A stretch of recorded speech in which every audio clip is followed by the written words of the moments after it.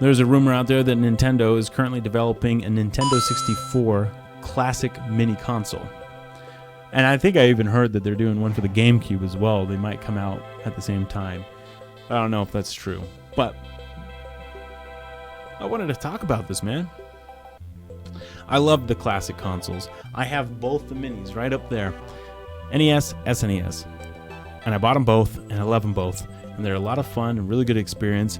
But there's a lot of hate that's thrown at these consoles, at these mini consoles. People think that Nintendo is just trying to exploit our nostalgia for more money. Of course they are. Whereas I think it's completely different. Nintendo is giving us the opportunity for this younger generation to experience some of these old games that they will probably never get the opportunity to play. But there's also the argument that people throw shade at the mini consoles because why would I pay $80 for this when I could just download an emulator and play it on my PC for free? How do you know about emulators? I would argue that it's worth buying because of one aspect, and that's the controllers. And I know you can go to Amazon right now and you can buy a USB controller for any of the consoles, and you can plug them into your PC, you can map them and play them on the emulators, and hey, for $13 I can play any game I want. The problem is this. The problem is that these are poorly made, cheap products, and they break easily. I know because I have 4 of them. They break. The buttons don't work. They don't respond, right? You don't get that sharp accuracy when you're playing the games.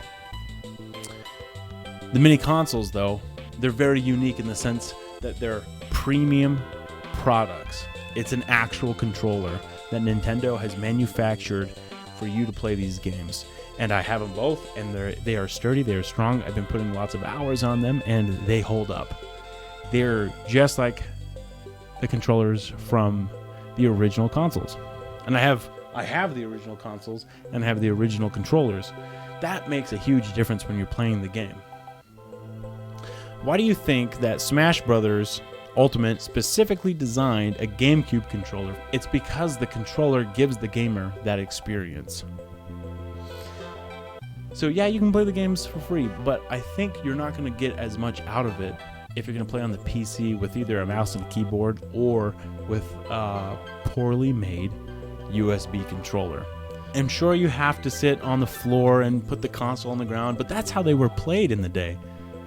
You had to stretch the cords from the TV to the ground where the console was, and then from the ground, you had your controllers plugged in. A lot of times the couch didn't reach that far, so you had to sit on the floor with your friends, but that was just part of it. And Nintendo, you know, people suggest that Nintendo should release a wireless version of the consoles. But if anybody knows Nintendo, one of their biggest business philosophies is keep the product cheap. And I admire that. Big time. I think that's why Nintendo won the Sega Wars in the early 90s. 80s, 90s, late 80s, early 90s. Is because the Game Boy was a lot cheaper than the Game Gear. And sure, the Game Gear had the specs, it had the hardware, it was in color. They had Sonic, which was like the game to play when you were a kid. But Nintendo kept it a lot cheaper, the software was cheaper, therefore people bought more Nintendo products. I think it's the same concept. They could do wireless controls, but that would mean they would have to have Bluetooth in the controllers. And I don't know how much that would increase the price, but I know it'd be a lot more expensive, and Nintendo wants to keep it as affordable as possible. Because gaming's expensive. It's a very expensive hobby. You know how many games I bought last year? And each game runs like $60 a pop. I can't be going buying all these freaking games. Nintendo. I want to buy these consoles so that my children will get the same experience from playing these old classic games that I did. And sure, they're going to have better graphics, you know, pixel perfect and everything, and that's great. But at least they're going to play the games the way they were meant to be played.